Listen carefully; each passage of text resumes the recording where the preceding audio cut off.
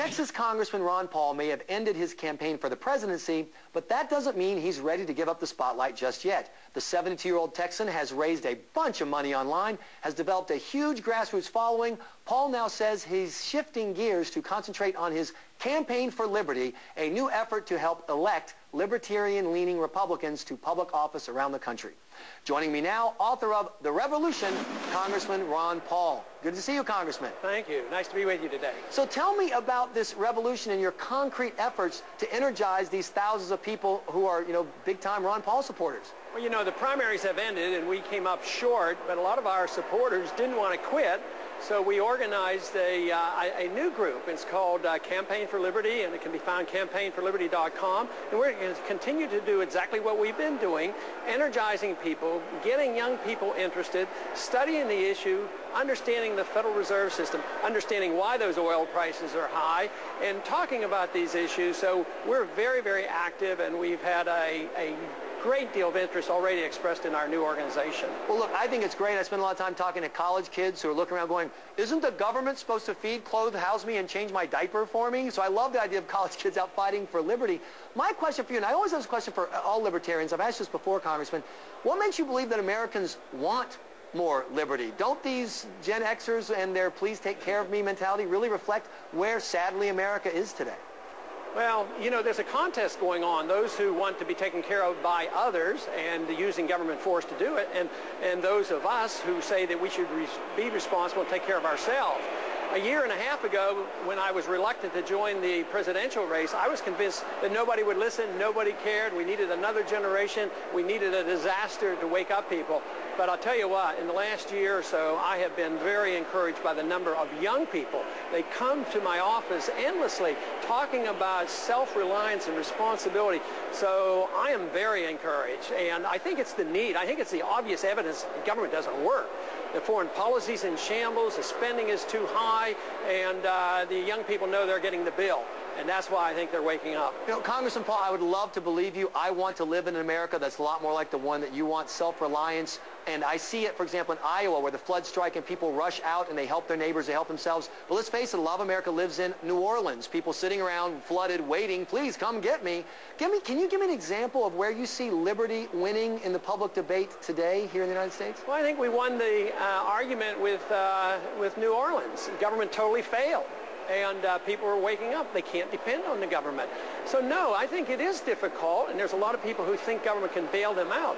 But the government's running out of money, resources, and ability, and it's going to end.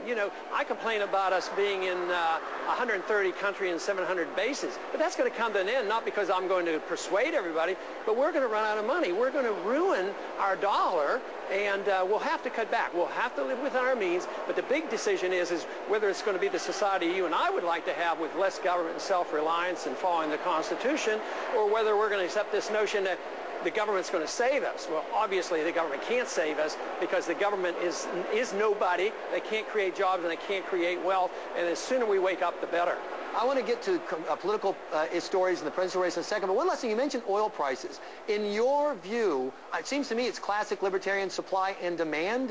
Am I missing something here on why the price is so high? Yeah, but there's another addition to that. There's a supply and demand of energy, but that is not our problem. You can get all the oil and gasoline you want at the gas station today. But the reason there's a problem is the price is too high. So they don't talk about the supply and demand of dollars.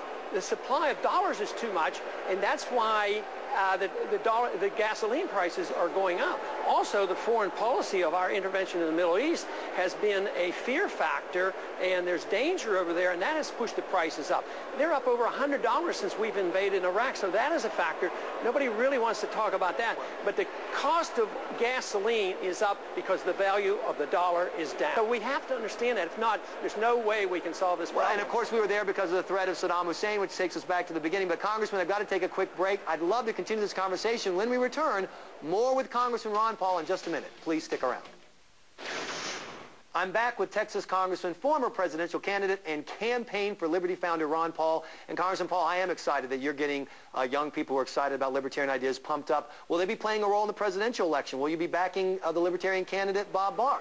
I have not made that decision. As of now, no. I haven't endorsed anybody for the presidency. We're mainly working on a grand celebration of liberty, a rally in Minneapolis on September 2nd. But maybe after that I might think about it. But there's a friend running in for the Constitutional Party, on the Constitutional Party ticket, as well as Bob Barr on the Libertarian Party.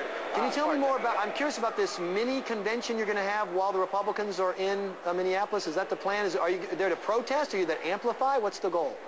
Well, it's a philosophic protest, but it's not even nearby. It's like 8 miles away.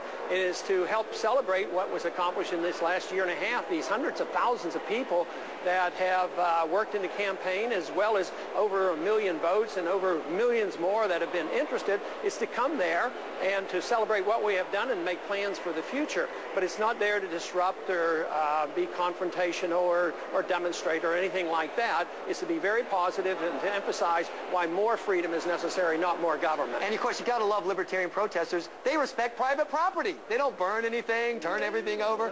But I do want to ask about the concern that I've heard from some people who really don't want to see Democrats take control of the White House. They're very concerned about it. And they're concerned, Congressman Paul, that your movement might be the Ralph Nader movement of 2008, might make just enough difference in just the right states to give the election to Senator Obama. Well, if it's motivating some Republicans to put pressure on our nominee to be more conservative, that's good. But what they don't understand is that the number one group of people who come to our campaign are young people who may be Obama supporters. So the Republican Party really should be encouraging me, because I can compete and draw people away from Obama, because he doesn't offer anything for change. His foreign policy isn't any different. His foreign policy is the same as McCain's foreign policy. So I would say that I would get more votes drawn away from Obama than from McCain. And you know, I've heard you say that, and I've seen some evidence of it, but I don't get it. How can you be a libertarian supporter of nationalized health care and seizing control of the oil industry? I just don't understand how that works. I don't support that. No, not you, but these people, these college kids who are like, well, maybe Ron Paul, maybe Obama. I don't understand that. Yeah, but he talks in generalities, and he talks about nice things, and he has nice rhetoric, and the young people say, hey, that sounds pretty good. But when they study the issues, they come our way.